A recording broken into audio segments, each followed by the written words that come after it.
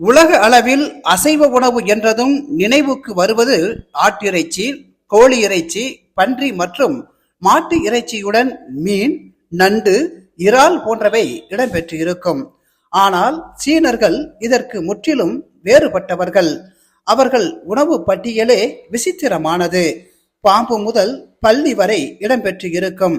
தவளை, நத்தை, பூரான் ஆகியவற்றுடன் நாய்கறி, தேல் ஃப்ரை, கருங்குரங்கு சூப் போன்றவையும் இடம்பெற்று இருக்கும். இவற்றுக்கு உணவு பிரியர்கள் மத்தியில் இருக்கும் வரவேற்போ என்னவோ, தற்போது சிங்கப்பூரிலும் 16 வகை பூச்சிகளை உணவு பட்டியலில் சேர்த்து அந்நாட்டு அரசு அதிகாரப்பூர்வமாக அறிவித்து இருக்கிறது. இதில் பட்டு புழு, வெட்டுக்கிளி ஆகியவையும் அடக்கம். இத்தகைய அறிவிப்பு நீண்ட காலமாக எதிர்பார்க்கப்பட்ட ஒன்று என்று கூறும் சிங்கப்பூர் தொழில்துறையினர் அவற்றை நடைமுறைப்படுத்தவும் ஆயத்தமாகி வருகின்றனர். இதையடுத்து அனுமதிக்கப்பட்ட பூச்சிகள் மற்றும் பூச்சி தயாரிப்புகளை இறக்குமதி செய்யவும் சிங்கப்பூர் உணவு நிறுவனமான SFA அனுமதி அளித்துள்ளது.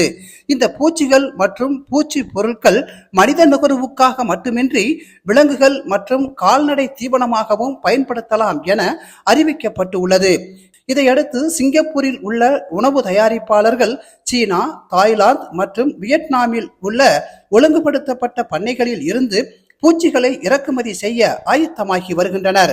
சிங்கப்பூர் உணவு நிறுவனமான SFA-யின் வழிகாட்டுதல் படி இறக்குமதி செய்யப்பட்ட அல்லது உள்நாட்டில் வளர்க்கப்படும் பூச்சிகள் கடுமையான உணவு பாதுகாப்பு கட்டுப்பாடுகளை கடைபிடிக்க வேண்டும். பட்டியலில் இல்லாத பூச்சிகள் மற்றும் இனங்கள் சாப்பிடுவதற்கு பாதுகாப்பானது என்பதை உறுதிப்படுத்த மதிப்பீடு செய்ய வேண்டும் எனவும் SFA கூறியுள்ளது.